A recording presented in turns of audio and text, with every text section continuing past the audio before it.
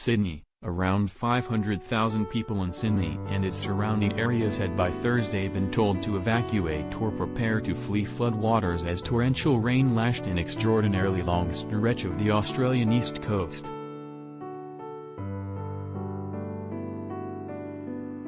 Rivers were rising in Australia's most populous city, home to 5 million, with New South Wales State Emergency Services Minister Steph Cooke warning of treacherous weather conditions over the next 24 hours. Australia's Bureau of Meteorology warned of life-threatening flash flooding and damaging winds with peak gusts in excess of 56 miles an hour. Major flooding was expected along several rivers in and around Sydney. Dozens of suburbs were on high alert. The State Emergency Service issued evacuation orders to 200,000 residents and evacuation warnings had been sent to another 300,000. New South Wales Premier Dominic Perrottet urged residents to take the orders seriously. "We do believe that things will get worse before they get better," Perrottet said. Minor flood warnings were also issued for coastal communities as far as 120 miles south of Sydney. Floodwaters were also rising in Brisbane, Australia's third most populous city 450 miles north of Sydney, as severe thunderstorms struck. Hailstones 2 inches wide pounded the town of Inglewood, 170 miles southwest of Brisbane, early Thursday, the Bureau of Meteorology said.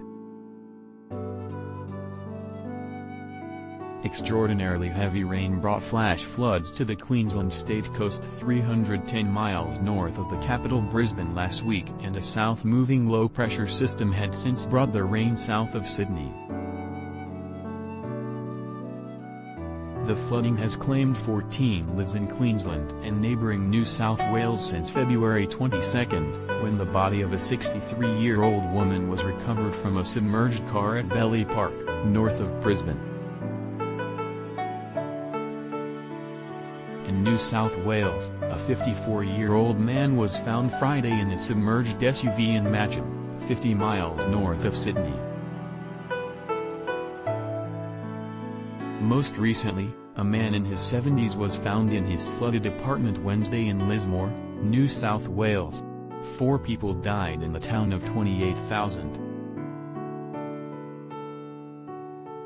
Several Brisbane suburbs remained flooded after the river that snakes through the city centre peaked on Monday. Queensland Fire and Emergency Services Assistant Commissioner John Cooke said hundreds of people were calling for help in Brisbane, home to 2.6 million people, and its surrounds with heavy rain causing flash flooding. "We've got high winds and of course we've got the potential for flash flooding because of the already sodden ground out there," Cooke told 9 Network Television.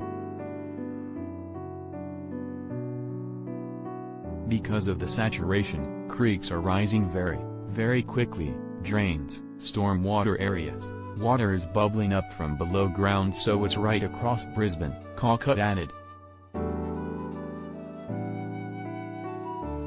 He described the dangerous weather extending north of Brisbane and south of Sydney as an enormous event.